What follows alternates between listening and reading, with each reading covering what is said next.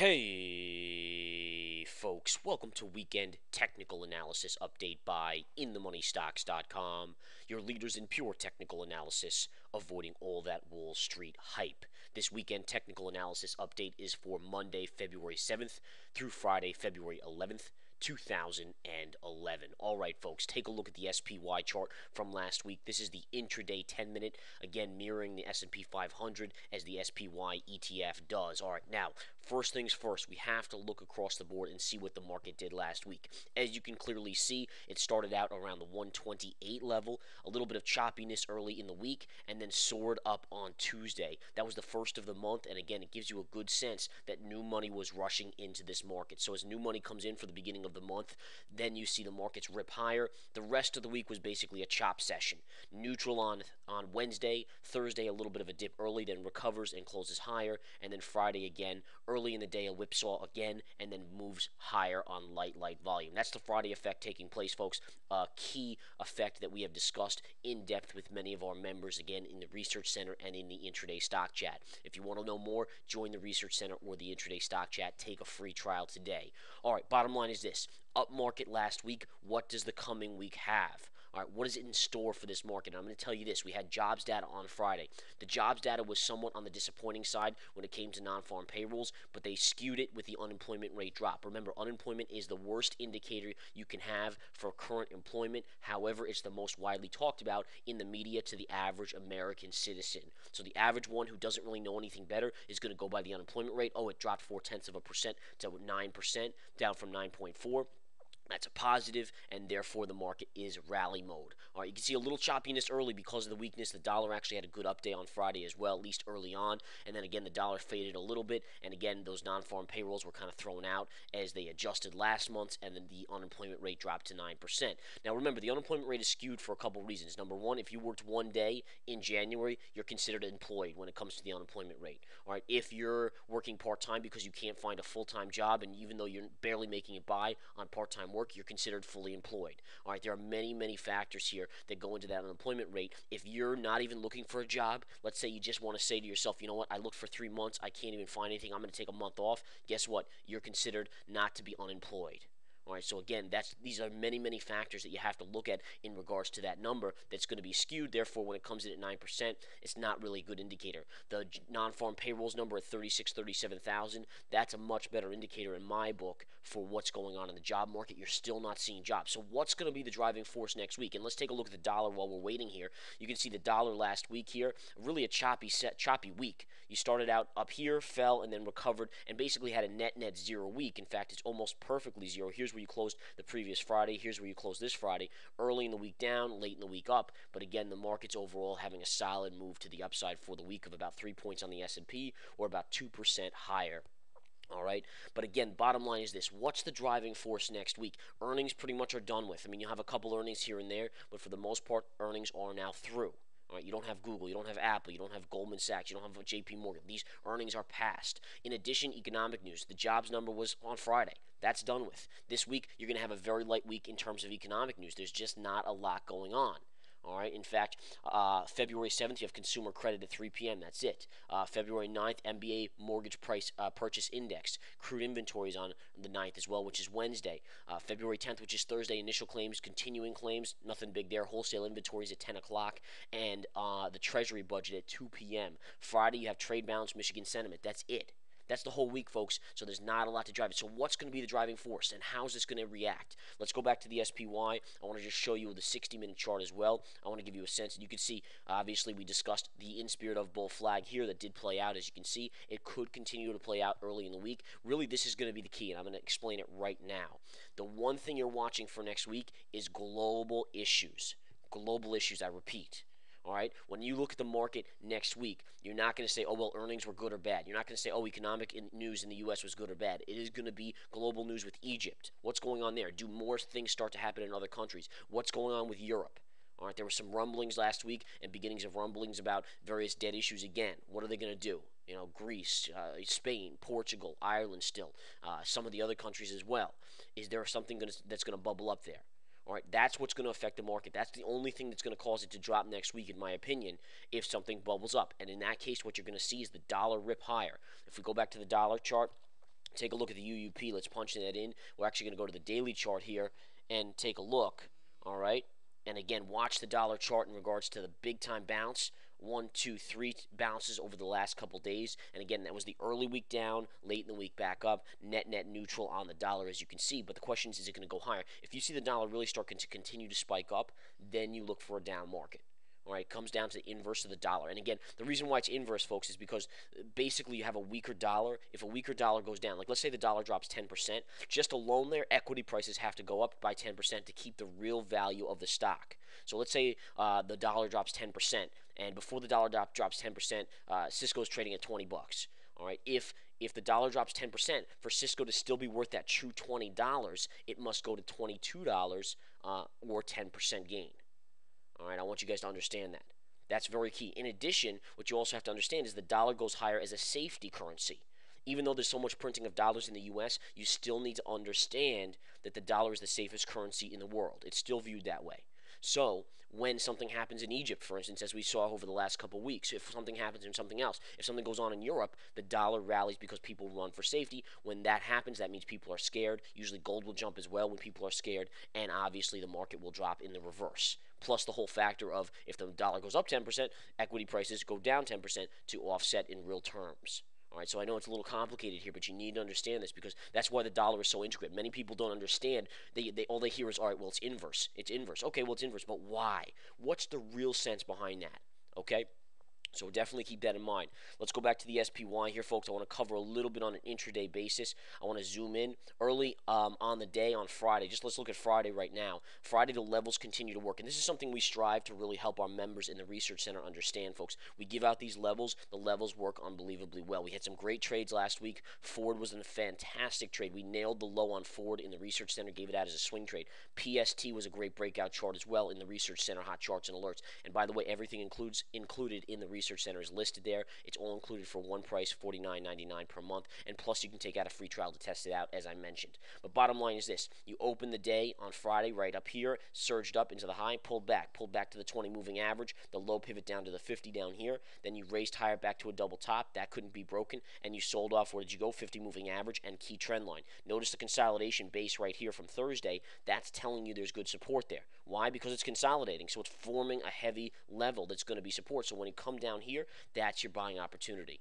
Then the market shoots up to the 20, consolidates in a bullish manner, and then floats up the rest of the day. Notice how it gets back to the white trend line, the pivot high at 131, consolidation, and then finally towards the end of the day breaks out. Now again, when we see this market go higher on Monday, a lot is going to depend on the dollar, obviously, and a lot is going to depend on overseas action. If you see the market on Monday morning or even Sunday night when the futures open, if the dollar is not really doing much, staying flat, or even possibly pulling back, if there's nothing major going on in Egypt or anywhere else in the world, chances are the markets will inch a little bit higher. All right? So again, just be aware that it's really a basis of global stability that the market is looking for here. As long as that happens, the Fed remains in control. And I'm talking about the Federal Reserve here. The Federal Reserve has a firm grasp on the market as long as nothing surprises them overseas that they don't know about or control. That one day a week ago from Friday was a surprise to them. All right, all of a sudden the market started to panic. You had a few little earnings negatives there, Ford Motor Company and some other ones, and then also you had this Egypt issue starting to erupt. People were worried about the Suez Canal. Oil jumped up, gold jumped up, the dollar jumped up. They couldn't control it. The volume was huge, 300 million, and again the market fell sharply that one day. They regained control starting last Monday and continued throughout the week as nothing surprised them there on out. All right, and they were able to rally the market back, drop the dollar early in the week, and then float it up later in the week as the volume got light. Just a note here, on that Friday when the markets dropped heavily, volume was 300 million. Guess what the volume was on Friday? 134 million, 130 million, really. Okay, I mean, you're just talking about, and we're talking about SPY volume here, but that's a gauge of the overall market volume. You just see how light it gets. All right, that's when the markets can be controlled. That's when the dollar can be pushed. That's when a buy program can be a very simple thing that just pushes the markets up gently throughout the day. A couple of those little buy programs because there's no volume selling into it. And that's when you have the best reaction. So these are all things you have to pay attention to. But either way, the charts, again, working beautifully all week long. Take a look at the levels, guys. This was a great call in the intraday stock chat for a long play. This was on Thursday. Take a look. Perfect drop to the 200. We nailed this one, guys. And again, the buy signal out, I actually called the low of the day right there. Why? Well, because think about it. The selling is occurring early in the day. That's when the selling occurs. Once you get to midday, the volume is going to lighten up, as you can see down here. Therefore, the markets automatically go to a neutral to upside bias. Sure enough, you hit the 200 just before that neutral to upside bias time frame based on volume. You can make a good guess, a very, very educated guess, that that's going to be your level to be long the whole rest of the day. And look at the markets the rest of the day. Up, up, up, consolidation. That's bullish consolidation. There should be no one there that does not recognize that as bullish consolidation. If not, you should be joining the research center so you can understand that. Then the markets rip higher towards the end of the day as the bull flag plays out. All right, if we go back to Wednesday, just really a choppy day. There was nothing doing on Wednesday.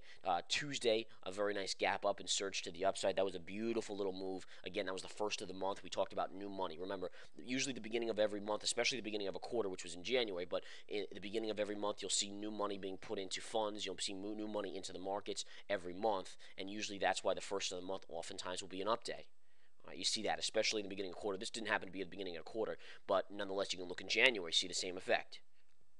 Okay, so again, that was the week. Again, you started out on Monday on a little shaky ground, but ended higher. Tuesday was a big up day, and then Wednesday pause. Thursday a little dip early. They rally the markets up on light volume, and Friday again the Friday effect, which again dictates that when the markets are on a Friday, always the powers that be want to close the market up because they want to get people spending. That's when people spend the most money to stimulate the economy is on the weekend. Therefore, it makes sense. Think about it logically. If you're going to have an up day in the market, you want to try to make Friday an up day, and Fridays will always be an up day unless an extracurricular event happens in the markets or somewhere around the world, like Egypt 2 Fridays ago.